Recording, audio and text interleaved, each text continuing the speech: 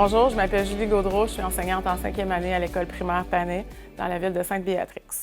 Mon projet, Louis Cyr et moi, s'est déroulé d'avril à juin en 2023 avec mes élèves de 5e année.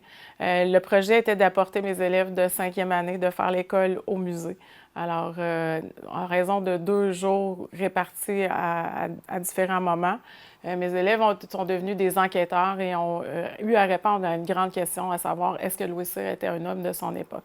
À travers ce projet-là, j'ai pu faire vivre à mes élèves des apprentissages autant en français, lecture, écriture et communication orale qu'en histoire pour toucher tout le programme de 5e année du programme de formation de l'École québécoise.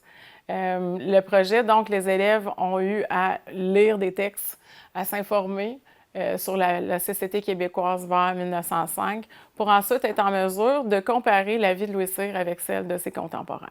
À savoir, est-ce que Louis Cyr était un homme de son époque? En approche coopérative, mes élèves avaient des sous-questions à répondre et chaque équipe devait réfléchir à un aspect différent de la société pour le comparer la vie de Louis Cyr versus la vie des gens de cette époque-là. Bien, ce projet-là a été profitable pour les élèves à bien des égards. Tout d'abord, le projet, bien, ça a suscité un réel engagement de mes élèves. Dès le départ, ils savaient que la conclusion du projet, c'était que leurs parents, et famille et amis allaient venir les visiter au musée. Ce seraient mes élèves qui joueraient le rôle de guide à travers ces 2 journées-là. Donc, c'était tout au long du projet, on savait que la finalité, c'était de partager nos connaissances en histoire. Donc, l'histoire se vivait et se communiquait aussi. Et on avait la fierté de le rejoindre. Ensuite, bien, tous les parents ont été vraiment présents. Donc, un vendredi soir, sont venus voir l'ampleur des apprentissages de leurs enfants au musée.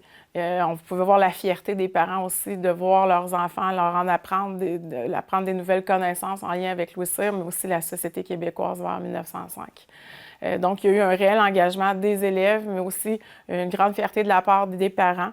On a pu découvrir aussi des ressources culturelles du coin. Donc, la maison Louis Cyr étant un musée, la maison même de Louis Cyr, dans laquelle Louis Cyr a vécu. On a vu ça, donc on a pu découvrir des nouvelles choses. On a pu aussi découvrir les cuisines collectives. Certains élèves ont écrit le communiqué de presse pour les différents médias pour la suite, pour diffuser les résultats de leurs apprentissages. Bref, à bien des égards, ce projet-là a permis à mes élèves de vivre l'histoire, mais aussi de vivre des réussites, donc ce qui était ma plus grande fierté. Bien, de formation, je suis enseignante au secondaire français-histoire, donc c'est sûr que j'ai un grand intérêt, même si je suis au primaire, de travailler puis de faire vivre des apprentissages significatifs à mes élèves en histoire. J'ai eu un didacticien qui s'appelait Luc Gué, donc il nous montrait l'apprentissage en situation. Donc ça, c'est le départ qu'on a eu. C'était le début, dans les années 2000, des technologies. Je pense que ce qui a changé au courant de mes années, bien, c'est le fait qu'il y a eu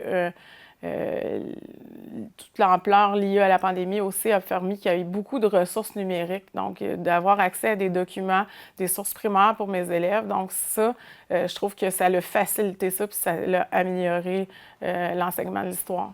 De vraiment aussi de réfléchir, donc de ne pas transmettre des connaissances. Donc, ça a tout été l'honneur de la guerre, mais de faire vivre des apprentissages à mes élèves qui eux-mêmes se questionnent, fassent une démarche historique, puis réfléchissent pour en arriver à développer un esprit critique, mais aussi pour favoriser le développement de la pensée historique. Ça, c'est beaucoup plus présent présentement dans ma façon d'enseigner l'histoire auprès de mes élèves.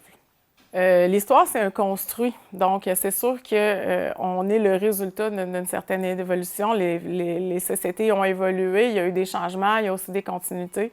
Dans un contexte où tout va à vitesse accélérée, c'est important de prendre un pied de recul pour se questionner sur le monde qui nous entoure. Je pense que l'histoire nous permet ça, de réfléchir à qui on est, mais aussi de réfléchir à l'autre, puis de mieux cerner les enjeux liés aux différentes thématiques. Je pense que plus on travaille l'histoire avec nos élèves, plus on leur permet d'être des meilleurs citoyens aussi.